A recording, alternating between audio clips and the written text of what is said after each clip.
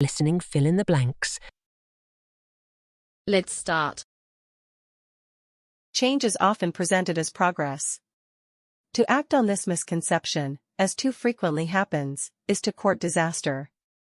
Progress implies change with benefit. It reflects action taken only after management has considered relevant past experiences, current priorities, and future objectives. Change for change's sake may reflect the response of a novice manager, or of one more senior who wishes to impress an advisory committee.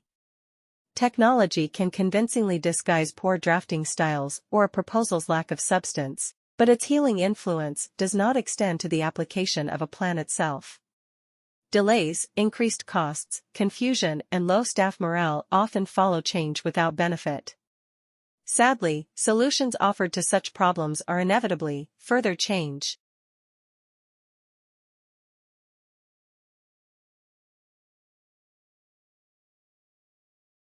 Critics of neutral and slightly positive evidence claim that studies cannot, by definition, take account of companies driven out of business by minimum wages.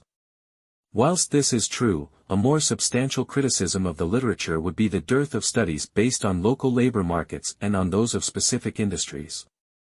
Such studies as exist show a clearer picture, which could be summarized as demonstrating a small negative effect on jobs, but, more importantly, showing the strategic processes which managers use to cope with an imposed rise in the price of labor.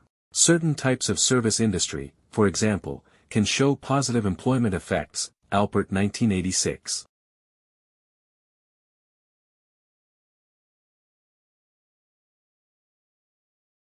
Marsha Inhorn has written about the evil eye in Egypt.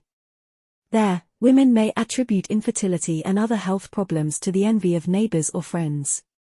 But in the Middle East, as elsewhere, envy can occur in many settings.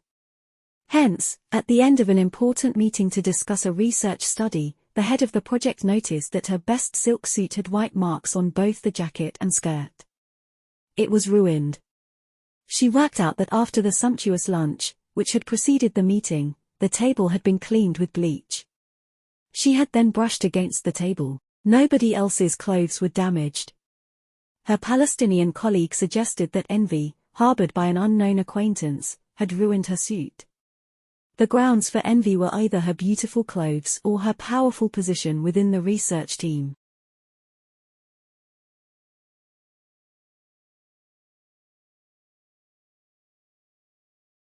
We have all walked through modem office blocks where the workers are busily tapping away at keyboards. They have their mugs of tea or coffee as they work.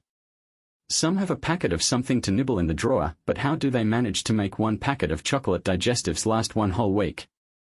There is an area by the wall somewhere with a water geyser perpetually on the boil and a stack of mugs. There is a palpable air of activity. Productivity must be booming, one thinks. But is it? How many of these people work late of their own volition, want to obtain a result before going home, and will beaver away happily until well after dark to achieve it? Damn few. Yes. It may seem wonderful to have a constant flow of liquid refreshment at the desk, not to need a tea or coffee break, because the whole working day is a tea break. Yet, who wants the tea when the ambience, all too often, is that of a concentration camp?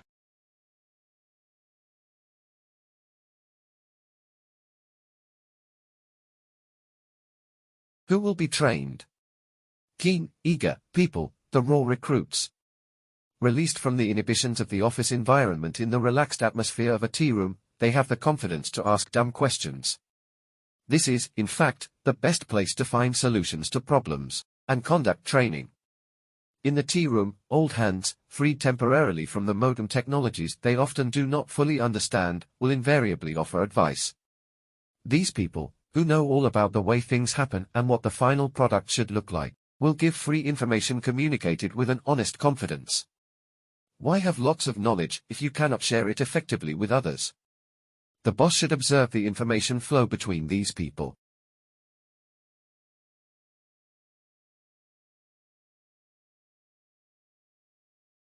Medical scanners have shown that this process is not limited to one part of the brain. Different aspects of music activate different areas. We use our temporal lobe to process melody and pitch, our hippocampus to recover musical memories, and what we might call rhythm processing circuits to fire up motor functions. Interestingly, the brain gives out the same signal of confusion when it encounters sentences that do not make sense as it does when the syntax of music sounds wrong, and when chords do not complement one another. If you study the way we react to patterns of notes, you find there is something special about a pitch that is double the frequency of another, the interval better known as an octave.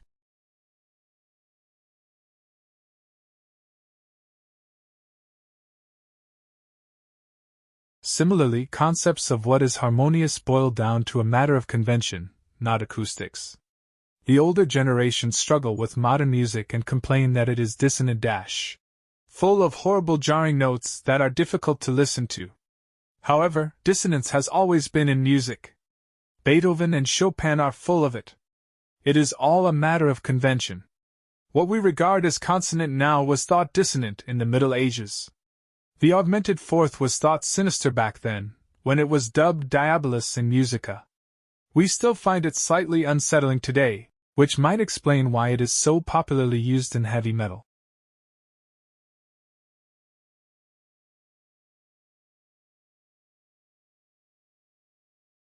Thousands of years after the invention of the bath, scientists have come up with a theory to explain why our fingers and toes wrinkle when steeped in water. Puckered or wrinkled skin gives a better grip and may have helped our ancestors uproot wet plants when foraging for food, or be steadier and more sure-footed in a slippery, wet environment, they say. Writing in biology letters, Tom Smulders, an evolutionary neurobiologist at Newcastle University, suggests that it may be an evolutionary development, going back in time. This wrinkling could have helped with gathering food from wet vegetation or streams. The analogous effect in the toes could have helped our ancestors get a better footing in the rain, he says.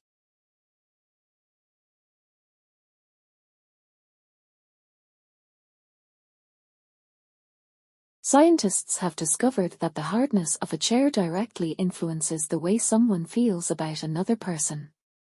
In an astonishing study, volunteers given wooden seats were less flexible while negotiating the price of a new car than people who sat on a padded cushion. The finding is part of an astonishing series of experiments that reveal the links between our attitudes to other people and the texture of objects all around us. In one experiment, people given a soft blanket to hold were less likely to judge someone as rigid or strict than those handed a hard wooden block to play with. In another experiment, people who were given heavy clipboards to hold rated job applicants as more serious than people given a lightweight board, even though both groups of job applicants were identical.